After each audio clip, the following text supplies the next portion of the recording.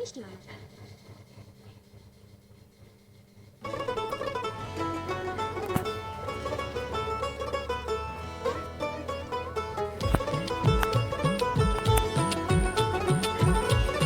তো hello guys, welcome back to my new video.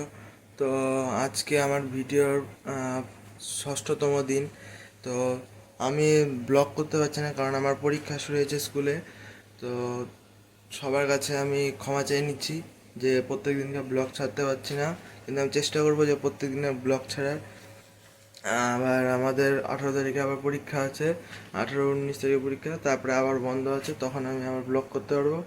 তো চলো গিয়ে দেখাই যে আমাদের প্যান্ডেল কতদূর হয়েছে। তোমরা দেখে অনেকটাই বুঝতে পারবে যে কোন প্যান্ডেল হতে চলেছে। তাহলে চলো দেখি মাঠের দিকে যাওয়া যাক।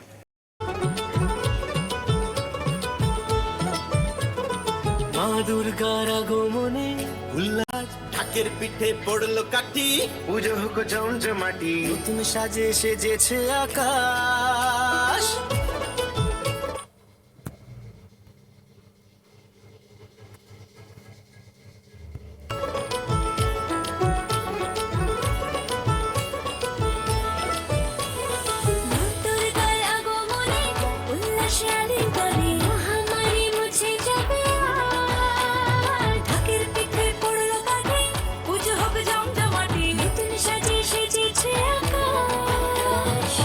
সাজানো বরণডালা, আকাশে মেঘের ভেলা, চলছে ধনু চিরাজ।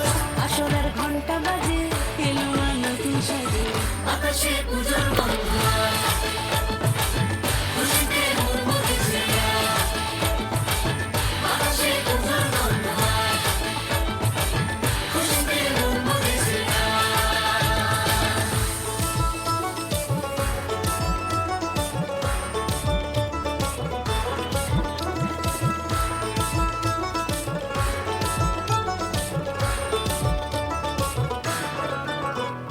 শিউলি ফুলের গন্ধে মাটি, খুশির শারদরাতে। লাগলো দোলা কাশে বনে, হিমেল শরৎ টানে।